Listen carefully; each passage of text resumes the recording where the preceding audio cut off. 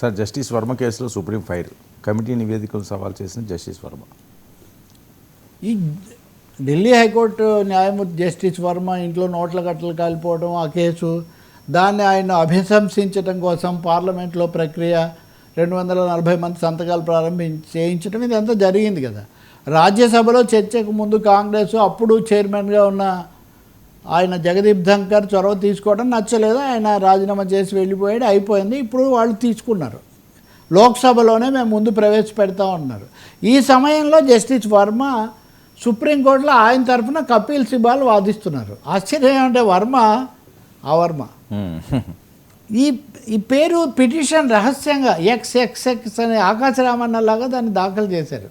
Petitioner పేరు అందులో missing. అంటే మామూలుగా అత్యాచారం కేసుల్లో బాధితులు లేకపోతే తమ వివరాలు తెలియకూడదు అనుకున్న వాళ్ళకు ఆ పద్ధతి ఇస్తుంది సుప్రీంకోర్టు.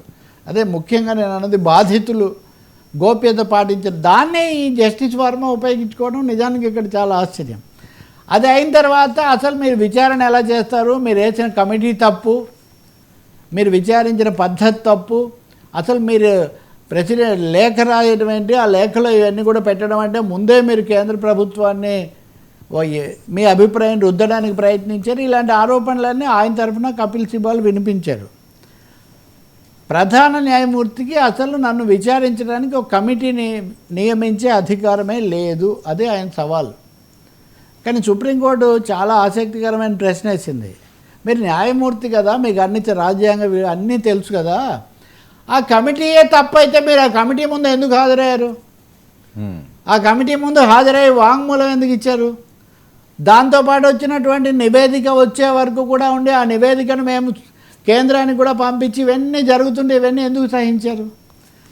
కాబట్టి మీరు అది ఉంది కాబట్టి మీరు చేశారు. ఇవన్నీ చేసిన తర్వాత మీరు ఇప్పుడు అడ్డం తిరుగుతున్నారు.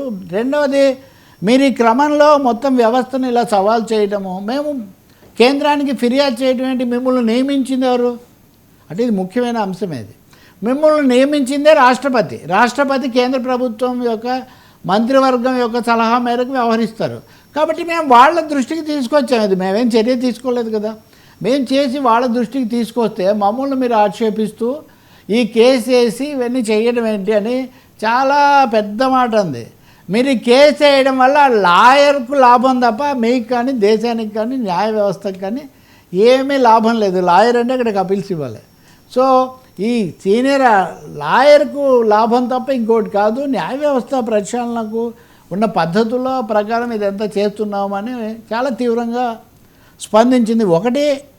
ఒక హైకోర్టు న్యాయమూర్తి అవినీతికి పాల్పడినట్టుగా ఆరోపణలు వచ్చినా కానీ దాన్ని సవాల్ చేయడం ఒకటైతే, అసలే విచారించకూడదు, ఎవరు విచారించాలి? ఇది కూడా ఒక పెద్ద ప్రశ్న. నోట్లు నా వెనక ఇంట్లో తగలబడితే అవి నావేనని మీరు ఎలా నిర్ధారిస్తారని, ఇవన్నీ మీరు కమిటీ ముందు కదా చెప్పాలి. కమిటీ నివేదిక వచ్చే వరకు మీరు ఊరుకుంటే, అంటే బహుశా ఆయన అప్పుడు ఎందుకు ఊరుకున్నారో ఇప్పుడు ఎందుకు చేస్తున్నారో తెలియదు, కానీ ఆయన మీద అయితే చాలా తీవ్రంగా వాళ్ళు స్పందించారు. బహుశా ఇది ఒక ప్రెసిడెంట్, భవిష్యత్తులో ఇది ఒక ప్రెసిడెంట్ లాగా కూడా ఈ కేసు ఉండే అవకాశం చాలా ఎక్కువగా ఉంది.